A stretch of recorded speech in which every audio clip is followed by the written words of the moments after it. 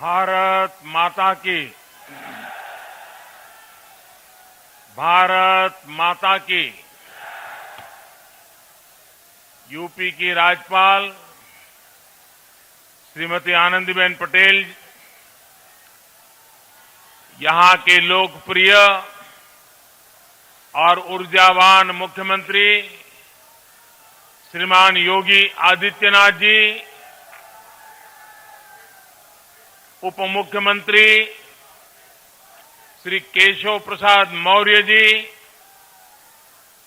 केंद्रीय मंत्रिमंडल के मेरे सहयोगी श्री संजीव बालियान जी, वीके सिंह जी,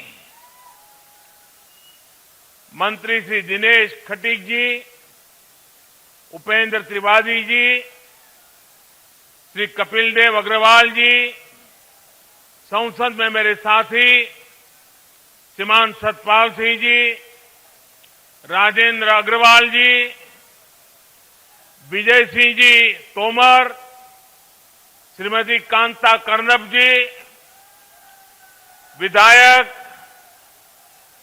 भाई सोमेंद्र तोमर जी, संगीत सोम जी,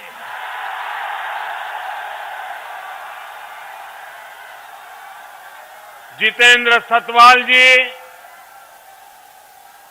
सत्यप्रकाश अग्रवाल जी, मेरठ जिला परिषद अध्यक्ष गौरव चौधरी जी, मुजफ्फरनगर जिला परिषद अध्यक्ष बिरपाल जी, अन्य सभी जनप्रतिनिधिगण और मेरठ मुजफ्फरनगर दूर दूर से आए मेरे प्यारे भाई और बहनों, आप सभी को 2022 की बहुत बहुत शुभकामनाएं।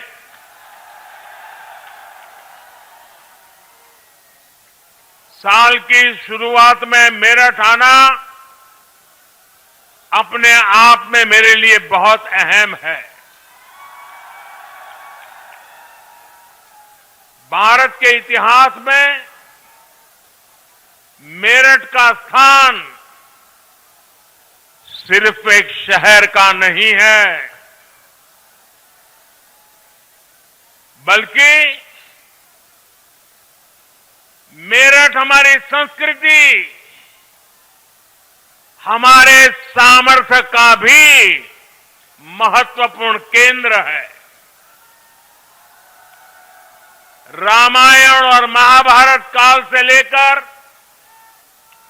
जैन तीर्थंकरों और पंच प्यारों में से एक भाई धर्मसिंह तक मेरठ ने देश की आस्था को ऊर्जावान किया है। सिंधु घाटी की सभ्यता से लेकर देश के पहले स्वतंत्रता संग्राम तक इस क्षेत्र ने दुनिया को दिखाया है कि भारत का सामर्थ्य क्या होता है। 1857 में बाबा ओगडनाथ मंदिर और वहीं से आजादी की जो ललकार उठी, दिल्ली कूच का आह्वान हुआ, उसने गुलामी की अंधेरी सुरंग में देश को नई रोशनी दिखा दी। क्रांति की इसी प्रेरणा से आगे बढ़ते हुए हम आजाद हुए और आज गर्व से अपनी आजादी का अमृत महोत्सव मना रहे हैं। मेरा सौभाग्य है कि यहां आने से पहले मुझे बाबा ओगडनाथ मंदिर जाने का अवसर मिला। मैं अमर जवान ज्योति भी गया, स्वतंत्रता संग्राम संग्रहालय में उस अनुभूति को महसूस किया जो देश की आजादी के लिए कुछ कर गुजरने वालों की दिलों में एक लालायित थी। भाइयों और बहनों, मेरठ और आसपास के इस क्षेत्र ने स्वतंत्र भारत को भी नई दिशा देने में महत्वपूर्ण योगदान दिया है। राष्ट्र रक्षा के लिए सीमा पर बलिदान हो या फिर खेल के मैदान में राष्ट्र के लिए सम्मान, राष्ट्रभक्ति की अलख को इस क्षेत्र ने सदा सर्वदा प्रज्वलित रखा है। नूरपुर मड़ैया ने चौधरी चरण सिंह जी के रूप में देश को एक विजनरी नेतृत्व भी दिया। मैं इस प्रेरणा स्थली का वंदन करता हूं, मेरठ और क्षेत्र के लोगों का अभिनंदन करता हूं। भाइयों और बहनों, मेरठ देश की एक और महान संतान मेजर ध्यानचंद जी की भी कर्मस्थली रहा है। कुछ महीने पहले केंद्र सरकार ने देश के सबसे बड़े खेल पुरस्कार का नाम दद्दा के नाम पर कर दिया। आज मेरठ की स्पोर्ट्स यूनिवर्सिटी मेजर ध्यानचंद जी को समर्पित की जा रही है। और जब इस यूनिवर्सिटी का नाम मेजर ध्यानचंद जी से जुड़ जाता है तो उनका पराक्रम तो प्रेरणा देता ही है, लेकिन उनके नाम में भी एक संदेश है। उनके नाम में जो शब्द है ध्यान, बिना ध्यान केंद्रित किए, बिना फोकस एक्टिविटी किए कभी भी सफलता नहीं मिलती है।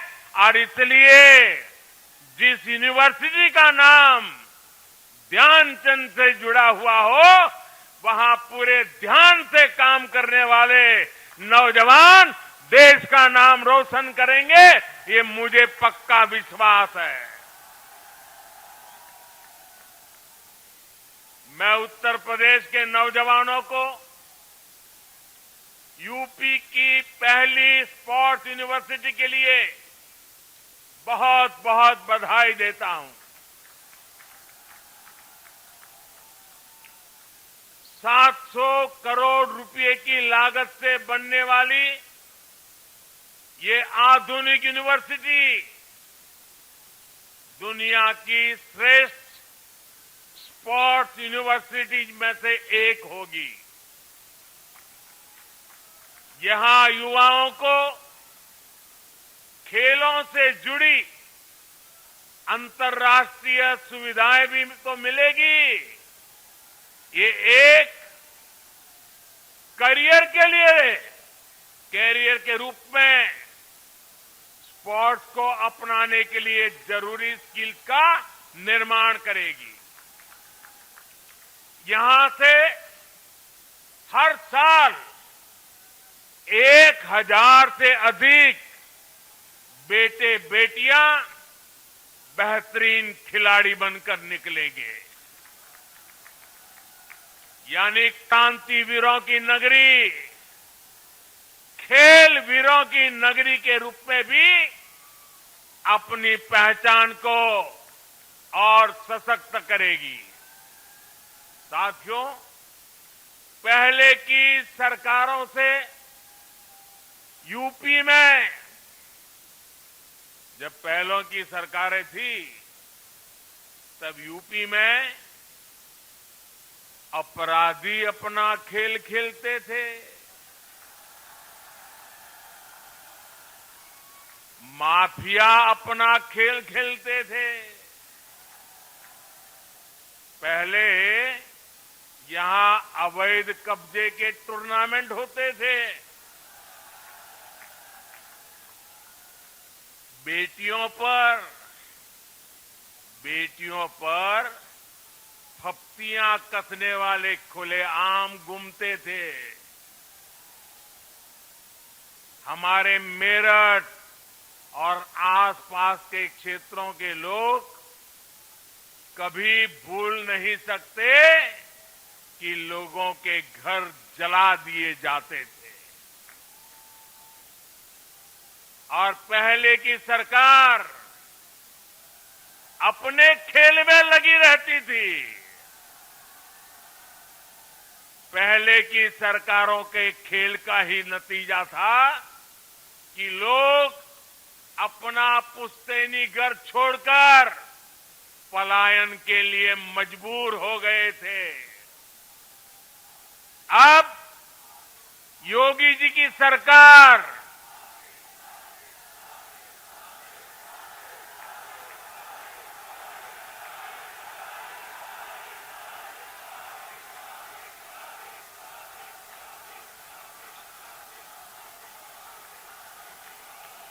पहले क्या क्या खेल खेले जाते थे, अब योगी जी की सरकार ऐसे अपराधियों के साथ जेल जेल खेल रही है।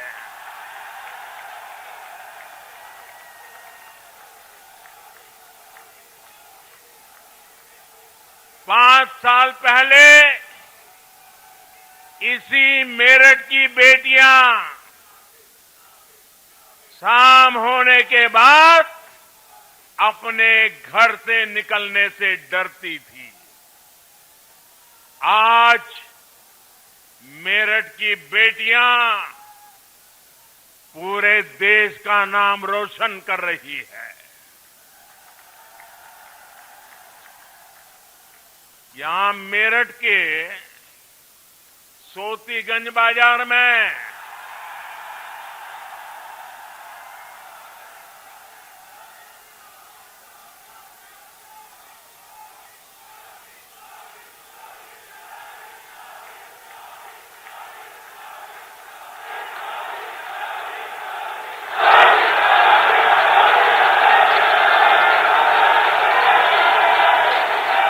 साथियों, ये सोतीगंज बाजार में गाड़ियों के साथ होने वाले खेल का भी अब द एंड हो रहा है।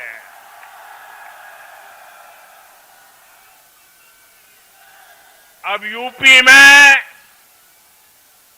असली खेल को बढ़ावा मिल रहा है। यूपी के युवाओं को खेल की दुनिया में छा जाने का मौका मिल रहा है। साथियों, हमारे यहां कहा जाता है, महाजनों येन गताः स पंथाः, अर्थात जिस पथ पर महान जन, महान विभूतियां चले, वही हमारा पथ है। लेकिन अब हिंदुस्तान बदल चुका है। अब हम 21वीं सदी में हैं और इस 21वीं सदी के नए भारत में सबसे बड़ा दायित्व हमारे युवाओं के पास ही है। और इसलिए अब मंत्र बदल गया है। 21वीं सदी का तो मंत्र है, युवा जनों येन गता स पंथाः। जिस मार्ग पर युवा चल दे वही मार्ग देश का मार्ग है। जिधर युवाओं के कदम बढ़ जाए मंजिल अपने आप चरण चूमने लग जाती है। युवा नए भारत का कर्णधार भी है। युवा नए भारत का विस्तार भी है। युवा नए भारत का नियंता भी है और युवा नए भारत का नेतृत्व करता भी है। हमारे आज के युवाओं के पास प्राचीनता की विरासत भी है, आधुनिकता का बोध भी है और इसलिए जिधर युवा चलेगा उधर भारत भी चलेगा। और जिधर भारत चलेगा, जिधर भारत चलेगा उधर ही अब दुनिया चलने वाली है।